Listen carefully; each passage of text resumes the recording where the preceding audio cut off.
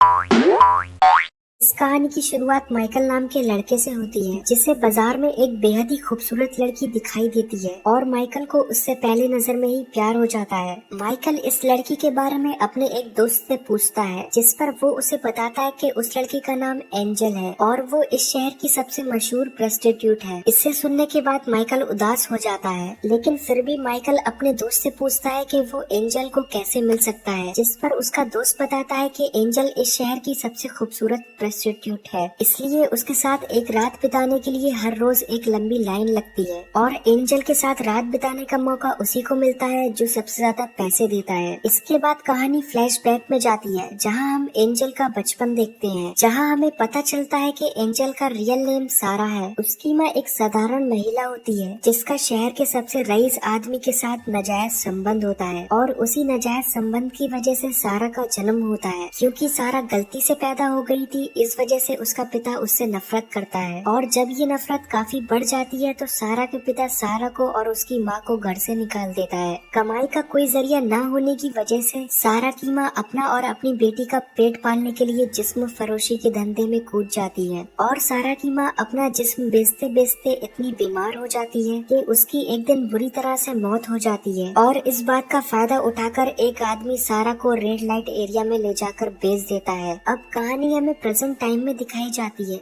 जहां सारा अब एंजल बन चुकी होती है और अब हर शाम एंजल की बोली लगती है और जो आदमी सबसे ज्यादा पैसा देता है तो उसे एंजल के साथ रात बिताने का मौका मिलता है। अब एक रात एंजल का पिता उसके साथ रात गुजारने आ जाता है। अनजाने में ही वो अपनी बेटी के साथ संबंध बना लेता है और जब उसे पता चलता है कि एंजल उसकी अपनी ही बेटी है तो वो खुद को गोली मार लेता है। इस घटना के बाद एंजल भी उस जगह से भाग जाती है और अब उसे दूसरे शहर में आ जाने के बाद कोई भी नौकरी नहीं मिलती और उसके पास खाने के पैसे तक नहीं होते हैं, जिसके बाद एंजल अपना फिर से जिस्म बेचना शुरू कर देती है। अब एक दिन माइकल सबसे ज्यादा पैसे देकर एंजल के कमरे में आ जाता है। कमरे में आकर माइकल एंजल से कहता है कि मैं तुमसे बहुत प्यार करता हूँ और तुमसे ही शादी करना चाहता हूँ और ये सुनकर एंजल हंसने लगती है और उससे कहती है कि तुम यहाँ पर जिस काम के लिए आए हो वो करो और जाओ यहाँ से। लेकिन माइकल उस काम के लिए इनकार कर देता है और कहता है कि वो सिर्फ एंजल का प्यार पाने आया है। एंजल को ये सारी बातें काफी अजीब लगती हैं, जिसके बाद वो माइकल को वहाँ से जाने के लिए कह देती है। अगले दिन माइकल फिर से एंजल के पास आता है और वो एंजल से कहता है कि वो उसकी मदद करना चाहता है और उससे शादी करना चाहता है। लेकिन एंजल माइकल की बातों पर यकीन नहीं करती, क्योंकि एंजल अभी तक जितने भी मर्दों से मिली है उन्होंने सिर्फ उसके जिस्म का फायदा उठाया है। कुछ दिनों बाद माइकल फिर से एंजल के पास आता है और माइकल फिर से एंजल से कहता है कि मैं तुमसे शादी करना चाहता हूँ, तुम मेरे साथ चलो, मैं तुम्हारी सारी जरूरतें पूरी करूँगा और आज के बाद तुम्हें अपना जिस्म बेचने की जरूरत नहीं पड़ेगी। लेकिन एंजल को ये सारी बातें बकवास लगती हैं और वो माइकल से कहती है कि अगर तुम मेरे साथ संबंध बनाना चाहती हो तो बनाओ, वरना निकलो यहाँ से। लेकिन माइकल कहता है कि शादी से पहले वो उसके साथ संबंध नहीं बनाएगा। माइकल से पीछे छुड़ाने के लिए एंजल माइकल से कहती है कि तुम जैसा एक साधारण किसान मेरा कभी भी दिल नहीं जीत सकता। इसे सुनने के बाद माइकल नम आंखें कर वहाँ से चला जाता है। अब एक रात एंजल के पास एक जल्लाद इंसान आ जाता है जो एंजल के साथ जबरदस्ती संबंध बनाता है और उसे काफी ज्यादा मारता है। उसी रात माइकल को ऐसा लगता है कि एंजल की जान खतरे में है और वो अगले दिन ही एंजल को देखने के लिए एंजल के पास पहुंच जाता है, जहां पर उसे एंजल की हालत देखकर काफी दुख होता है। और अब माइकल एंजल को वहां से लेकर अपने गांव चला जाता है और अपने घर लाने के बाद वो एंजल का काफी ध्यान रखता है और माइकल का ऐसा प्यार देखकर एंजल हैरान रह जाती है और एंजल सोचती है कि माइकल जैसा अच्छा इंसान एक अच्छी लड़की डिजर्व करता है, ना कि मेरी जैसी प्रोस्टिट्यूट। कुछ दिनों के बाद माइकल के घर पर माइकल का भाई पॉल आता है और माइकल एंजल को अपनी पत्नी के रूप में पॉल से मिलवाता है। एंजल को यहाँ देखकर पॉल हैरान हो जाता है, क्योंकि वो पहले से ही जानता है कि एंजल एक प्रोस्टिट्यूट है। माइकल के घर से जाने के बाद पॉल एंजल से कहता है कि तुम माइकल के लायक नहीं हो और ये बात एंजल के मन में घूमती रहती है और अब एंजल को लगता है कि उसकी वजह वजह से माइकल की जिंदगी खराब हो जाएगी। जिसके बाद वो पॉल के साथ शहर वापस लौट जाती है और वापस लौटते समय पॉल एंजल के साथ जबरदस्ती संबंध बनाता है। इसके बाद देखते देखते 3 साल बीत जाते हैं और माइकल अभी भी एंजल की यादों में जी रहा होता है। एक दिन जब पॉल शहर से गुजर रहा होता है तो वो एंजल को एक स्कूल में देखता है। दरअसल एंजल ने अब जिस्म फरोशी का धंधा छोड़ दिया था और अब एंजल जिस्म फरोशी के धंधे में फंसी लड़कियों को बचाने और उन्हें पढ़ाने का काम करती है। एंजल को देखकर पॉल अब उससे उसने जो किया उसके लिए माफी मांगता है और माइकल के पास ले जाने को कहता है, जिस पर एंजल कहती है कि माइकल एक अच्छी लड़की के साथ रहना डिजर्व करता है,